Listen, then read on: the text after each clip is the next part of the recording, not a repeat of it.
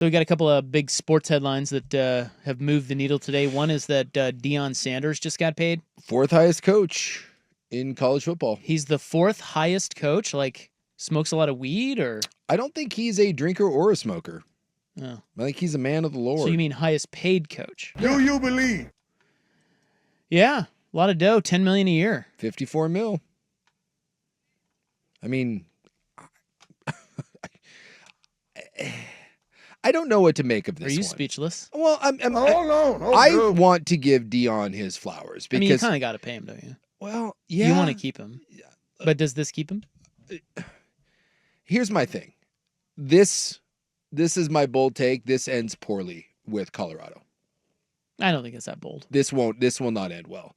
I understand why you did it. I understand why you felt like you had to do it, right?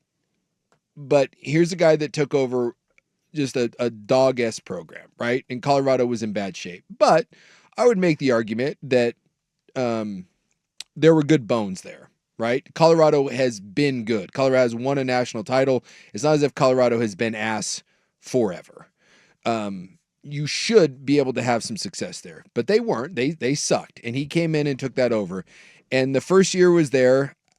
He didn't do anything other than he was 4-8. He had some excitement, but they were a bad football team. And then but the excitement was a big deal, man. It was. Because that led to all the transfers, and it led to some, them selling tickets and them going viral and him being that, that's as 4-8 seasons go, that's probably the best 4-8 season of all time. Yeah, I can see that. Not even kidding. And then you went 9-4, which is nice. That's a nice record, right? To go and do that. I mean, come on.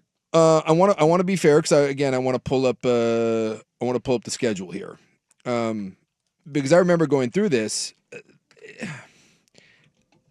There wasn't a lot of quality wins, and he also had his son, who's going to be a top 3 pick, and he had one of the better, maybe the best 2-way player we've ever seen in college football in Travis Hunter.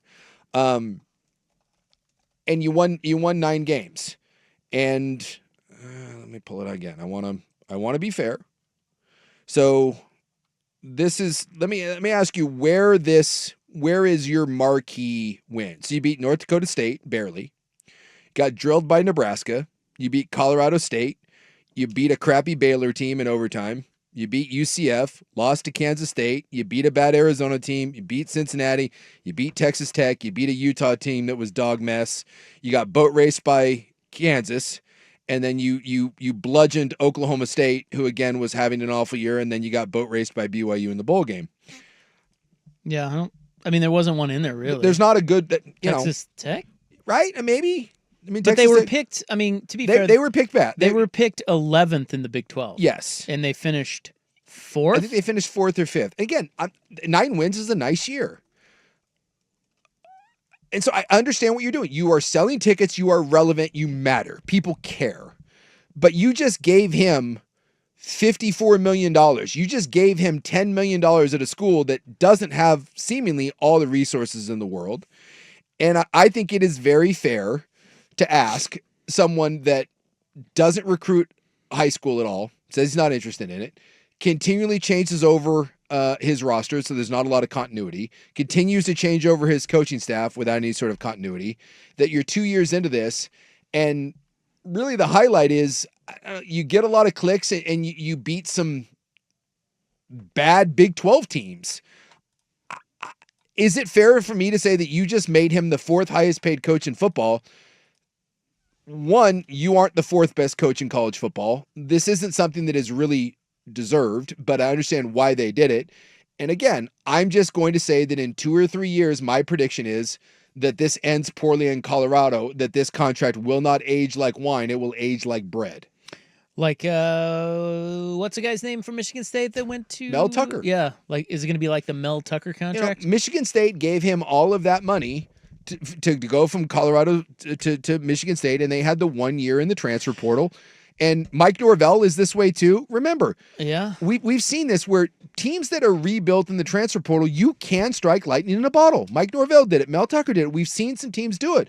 What we haven't seen is a team that relies and it's early on, so maybe, down the road, maybe this changes. I just do not feel that the way he is doing this is a sustainable model. And next year, if Colorado goes back in a very average Big 12 to being a 4 or 5 win team, are you going to sit around and be like, what the hell are we paying $10 million for? Other than he makes you relevant because he is a force of nature when it comes to press. I guess I would ask, what would you do if you're in charge at Colorado? Your hands are tied. Your hands are probably tied. I mean, you can't get rid of him. No.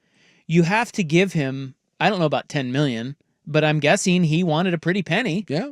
Yeah. He's not stupid. No. He knows his value. So he probably held you over a barrel. Well, yeah, because you want to keep him. Yeah. He's the best thing that's happened to you since freaking Rashad Salam. And I'm not kidding. No. I mean, it's probably fair to say that he has been. Rashawn Salam? Rashad or Rashawn? I think it's Rashawn. Let's go to Will on this. Do you even know who that is? Nope. Heisman Trophy winning. He was. When did he win the Heisman? He was the running back. I was in high school, so. Yeah, I'm not gonna know that. Like my Heisman Trophy starts at Matt Leinart. Rashawn. Oh wow. Rashawn Salam. Yeah, he was the running back for Colorado when they won it. Yes. Or did they win it? They did not. Or no, that was the year that was the Joey year, wasn't it? What? Was that the no? Or was that was before? Is the that Joey? Neuheisel as the coach? No, McCartney.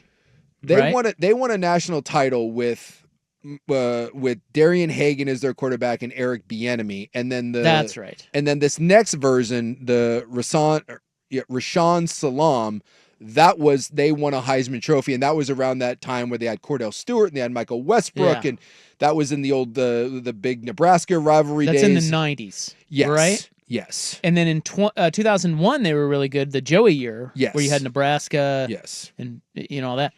And I don't remember who was on that team then. That would have been. But they were good, man. They were good. They had a good program. Yes. By the way, Rashawn Salam dead. What? Yeah, he passed away. What happened? What happened to my man? He died. Let's look and see this. I do remember when I saw this. I was like, yeah, he passed away. 2016, 42-year-old Salam was found dead. City Park. Autopsy was performed. Possible suicide. Yeah. Oh, no. Yeah. Gunshot wound to the head. Oh, my God. Yeah. He was really, his blood alcohol or content was 3 times the legal limit. And it makes me sad. And he had a bunch of THC in his system. Yikes. They did not consent to the test that would have revealed that was they wanted his brain for the CTE bank, and the family said no. So they declined to have his brain tested, but he did suffer through really bad depression. So, look, at 42, you're battling that depression. You committed suicide, drugs. He might have been dealing with something, but the family wasn't interested. Can you name their quarterback from the year Joey beat them in the Fiesta Bowl? Because I just looked this up. Their quarterback. Trying to think. Exactly. No, I do remember because I was getting recruited by Colorado. They had a Butkus Award-winning linebacker, Matt Russell, I believe. Colorado was good. When I was in high school and coming out, Colorado was a big deal. Well, that year they had Bobby Purify. Oh, I do remember Bobby Purify. He was the running back. Yep. 42, I believe. Donald Strickland was on the defense. I don't remember who the quarterback was. Yeah. Am I going to kick myself? Or no, you're not. Because I'm like, what? Bobby Pesavento? Doesn't ring a bell. That was their quarterback? Yeah. I would have assumed I would have known who their quarterback was. Because when you mentioned Bobby Purify, I'm like, I remember that. They had 2. Craig Oakes. Does that name? That does not ring a bell. Ring a bell. He played 7 games, and Bobby Pesavento played 9 that year. What year is that? 2001. That's the year they lost to Joey in the Fiesta Bowl. Our friend Joey. Well, I'll be damned, dude. Yeah. I would have thought I would remember that better than I did. 38-16 the final. Anyway, what were we talking about? Colorado. Anywho. What would you have done if you're in charge of Colorado? You got to lock him up. I guess you got. And that's the going. It's like a quarterback that you know is pretty good. Yeah, you don't have a choice. You really don't. No. So I don't know if it keeps him at Colorado. Well, the buyout is not ridiculous. It's $12 million this year, and then it goes down to like $3 million by 2029. Yeah, 10, 6, 4, 3. And he can retire as long as he doesn't unretire. Yeah. And there's no penalty. So, and by the way, I was wrong this year. They had certainly a better record than I thought they would. I don't think he has a marquee win in 2 years. I think you can win 9 games with an elite quarterback and an elite receiver.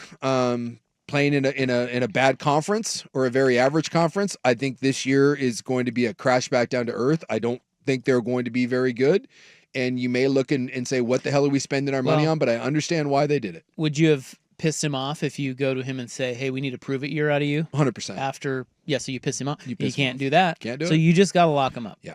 Look, I agree with most of the criticisms of him. That said, just pay the man. Yeah. He's got you relevant for the first time in however many years. Yeah. Just see what comes of it. Yeah. See it through. And hopefully, I don't even know with this. I don't know if you can keep him. If someone really came calling and wanted him, he knows there's a ceiling to what he's going to do at Colorado. There just is.